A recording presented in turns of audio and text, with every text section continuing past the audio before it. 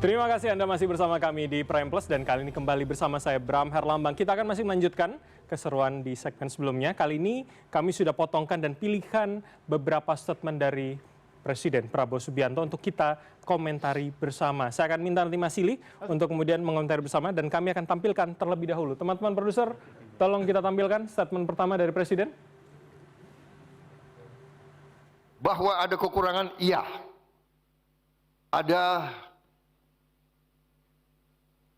keracunan makan, iya. Kita hitung dari semua makanan yang keluar, penyimpangan atau kekurangan atau kesalahan itu adalah 0,00017%. Makanya kita tertibkan semua SPPG, semua dapur, kita sudah bikin SOP, semua alat harus dicuci pakai alat yang modern, tidak terlalu mahal, untuk membersihkan, membunuh semua bakteri. Kita juga perintahkan semua dapur harus punya test kit, alat uji, sebelum distribusi harus diuji semuanya, dan langkah-langkah preventif lainnya.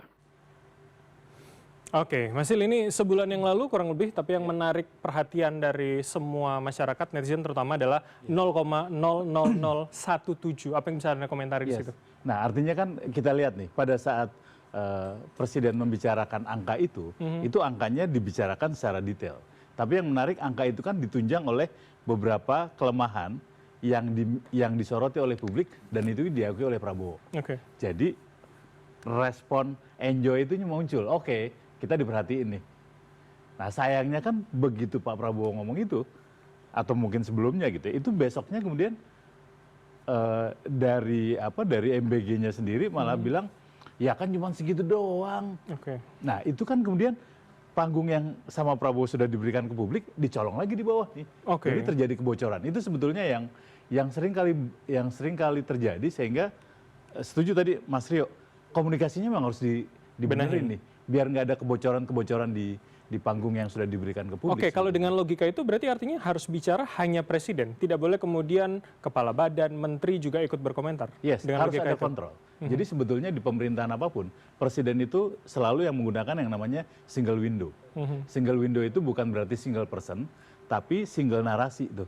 Begitu narasinya Presiden memberikan kesempatan pada rakyat untuk mengevaluasi, bawahnya juga harus sama. Nah, ini yang belum terjadi nih setahun ini. Sudut pandang yang sama ya? Sudut pandang yang sama. Karena data yang diberikan sama Mas Rio, semuanya benar. Ekonomi kita tumbuh, segala macam itu semuanya benar. Cuman kan tadi, data itu kan data ya. Emosinya kan nggak dapet. Itu sama dengan ngasih duit tapi dilempar. Baik. Itu sih sebetulnya. Jadi itu dua hal yang berbeda tapi saling berkaitan ya, Mas Rio, tanggapan Anda? Ya, pertama kita harus memahami bahwa Presiden tidak pernah menganggap kasus keracunan ini hanya sebagai angka statistik belaka. Karena beliau tahu betul bahwa ini kita berbicara tentang anak-anak kita, anak-anak Indonesia, nyawa daripada anak-anak Indonesia.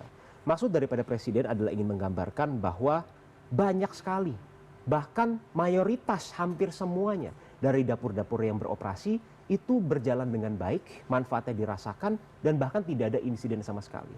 Nah, dengan kekurangan-kekurangan yang ada, ini semua tidak bisa ditoleransi dan justru bukan hanya harus dikurangin, tapi harus benar-benar dieliminasi. Itulah maksud daripada Presiden. Jadi kalau logika tadi melempar, memberikan uang tapi dengan dilempar?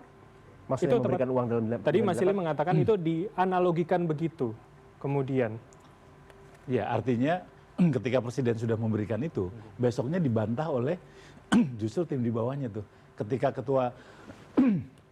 Ketika ketua MBG bilang, ya kan jumlahnya cuma segitu. Itu kan kemudian jadi seolah-olah melemahkan apa yang sudah diperkuat oleh Presiden. Ya, betul. Jadi begini, memang bahkan Presiden juga sudah beberapa kali mengatakan bahwa ya memang ada beberapa kelemahan-kelemahan yang memang harus diperbaiki, termasuk salah satunya adalah dengan metode komunikasinya.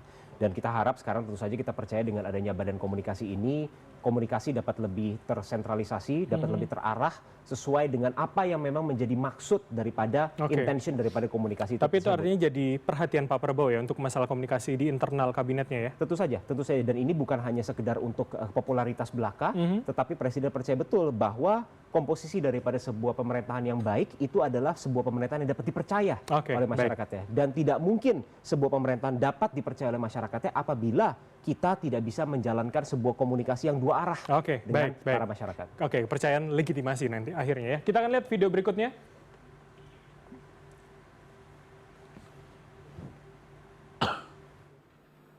Kabur aja deh.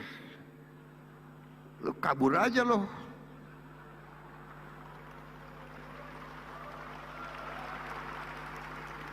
Emang gampang lo di situ, di luar negeri, di mana lo? Lo dikejar-kejar di situ lo. Ini. Dan ternyata memang ini adalah rekayasa. Ini dibuat-buat. Ini dibayar. Oleh siapa? Oleh mereka-mereka yang ingin Indonesia selalu gaduh. Indonesia selalu miskin.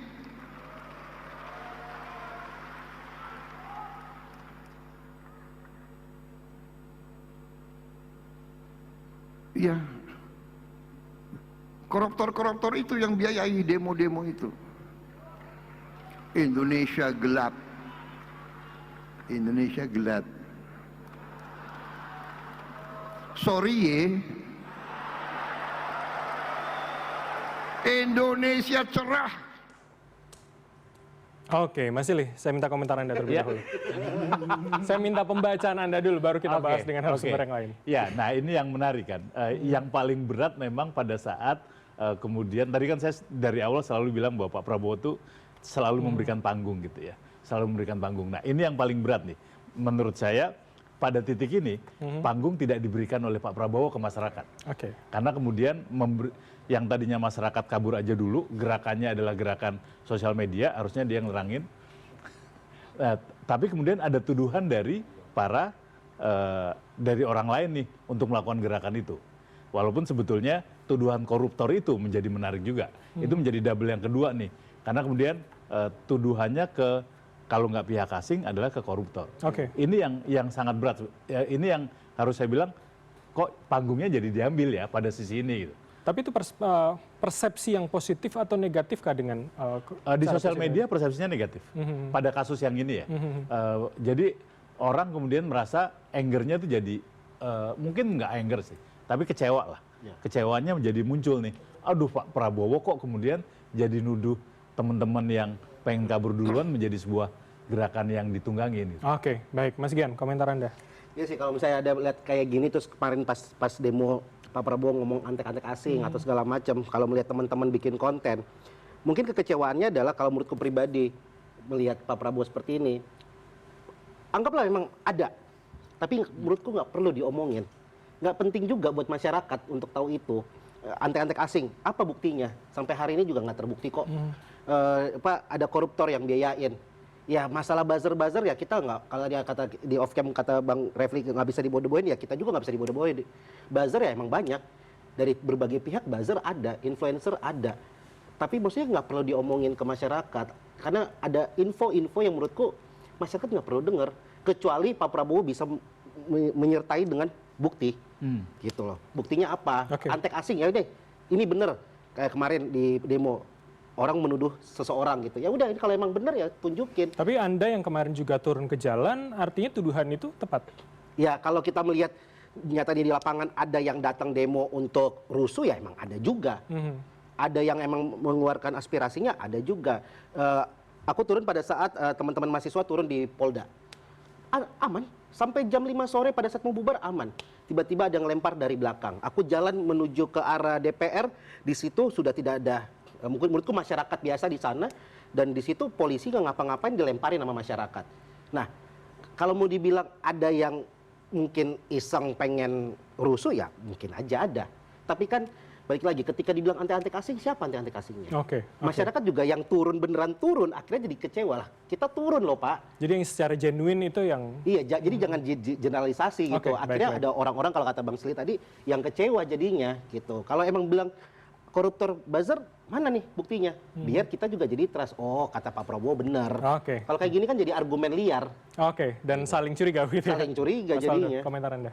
Iya, saya kira yang dalam hal ini Pak Prabowo menunjukkan otentisitas juga bahwa ya nggak gampang loh, di luar negeri itu nggak gampang loh, itu nggak gampang, dan itu juga sebuah kritikan juga kalau teman-teman pengen jadi diaspora, teman-teman bisa berkarya di luar negeri itu prosesnya tidak semudah nge-tweet, tidak semudah hashtag gitu kan, itu nggak gampang, kita tahu sendiri. Itu yang pertama. Yang kedua, Pak Prabowo kalau di sisi dibilang ngapain diomongin, justru nggak ada politik di belakang layar, sudah di depan aja semua.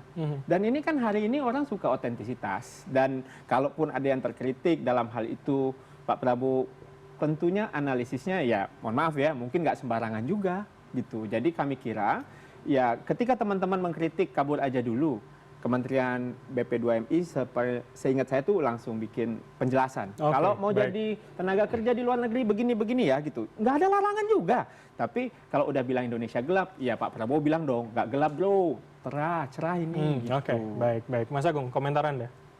Iya, kadang politik itu dilihat dua panggung katanya, tapi menurut saya ada 3 panggung yang bermain dalam konteks ini. Ada panggung depan, panggung belakang, dan di luar panggung.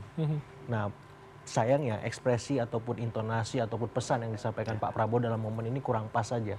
Kalau bahasa Mas Ile tadi kan panggungnya diambil sendiri oleh beliau. Dan maksud saya kalau memang ada informasi di belakang panggung yang memang harus publik ketahui, idealnya itu harus ditindaklanjuti lebih real.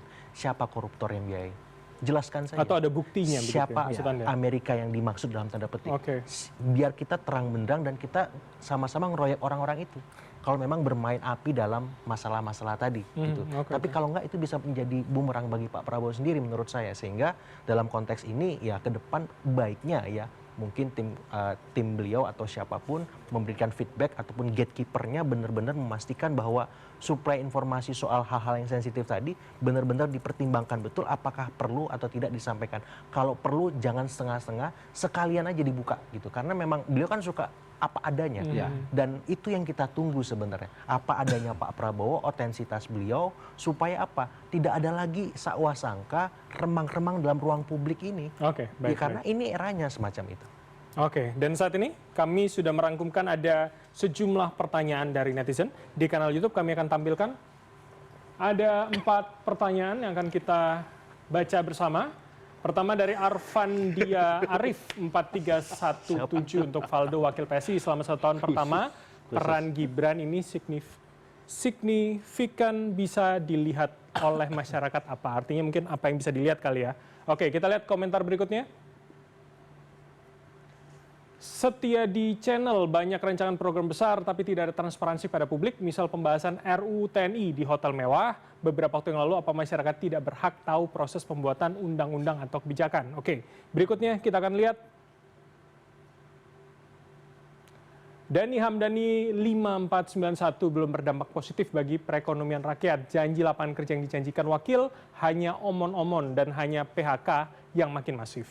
Terakhir, dari Pendi Kurniawan 8159 Pak Refli, pemerintahan kini disebut super koalisi tanpa oposisi kuat. Dari sisi tata negara, apakah kondisi ini sehat bagi demokrasi atau justru beresiko melahirkan otoritarianisme yang baru? Saya ke Mas Faldo dulu ya, pertanyaan pertama. Jadi kalau secara signifikan apa kinerja Mas Wapres yang bisa kita lihat, publik lihat begitu Mas Faldo? Langsung ya 1, 2, 3, 4 Ya. ya. Jadi pertama Mas Wapres adalah pendamping Pak Prabowo. Ya. Jadi oleh karena Ini itu dipotong viral Bang. belum sampai. Jadi karena itu kami kira pertama beliau juga adalah kepala Badan Percepatan Pembangunan Otsus Papua. Kemarin dilengkapi oleh Pak Prabowo dengan Komite Percepatan Otsus Papua. Jadi beberapa kali kita lihat Mas Wapres punya concern terhadap pembangunan Papua karena Papua juga punya dana otonomi khusus yang besar. Yang kedua, beliau juga adalah orang yang mendorong terjadinya hilirisasi. Di mana di sana juga akan terjadi banyak lapangan kerja. Belum lagi kalau teman-teman lihat hari ini ada banyak program dari pemerintah ya, mungkin saya melengkapi Mas Asrio ya, soal magang nasional. Itu kan sedang dibuka tuh untuk teman-teman fresh graduate. Tapi inisiasi Mas Wapres itu? Tentunya kan bagian dari pemerintahan tentunya. Jadi kan nggak bisa kita pisah-pisahan, oh ini Pak Menteri ini Pak Prabowo, ini Pak Gibran, kan nggak bisa begitu. Belum lagi kalau kita lihat hari ini kampung nelayan. Belum lagi kalau kita lihat hari ini koperasi desa Merah Putih. Itu kan janji 19 lapangan kerja itu, 19 juta itu kan sedang ongoing. It's ongoing process guys. Give them time, kasih mereka waktu. Jadi masyarakat yang mencari harusnya bersabar. Tentu bukan bersabar, tentu barang ini sudah dibuka bang. Sudah dibuka, di mana tadi Mas Rio bilang MBG itu ada 500.000 lowongan kerja. Magang nasional ada space dan itu nanti November dibuka lagi tuh untuk teman-teman fresh graduate. Itu lucu kan, karena itu dapat pengalaman kerja dan dapat penghasilan juga. Itu juga untuk teman-teman fresh graduate. Jadi Pak Wapres itu adalah bagian dari ini. Pak Wapres turun ke bawah mengecek MBG juga, jalan kaki, belusukan dan lain-lain. Tentunya dalam kerangka mendukung penuh Pak Prabowo. Jadi karena memang wakil adalah posisinya itu, porsinya itu ya menurut Anda ya. Bang Refli, tanggapan Anda? Iya, pemerintahan disebut super koalisi gitu ya.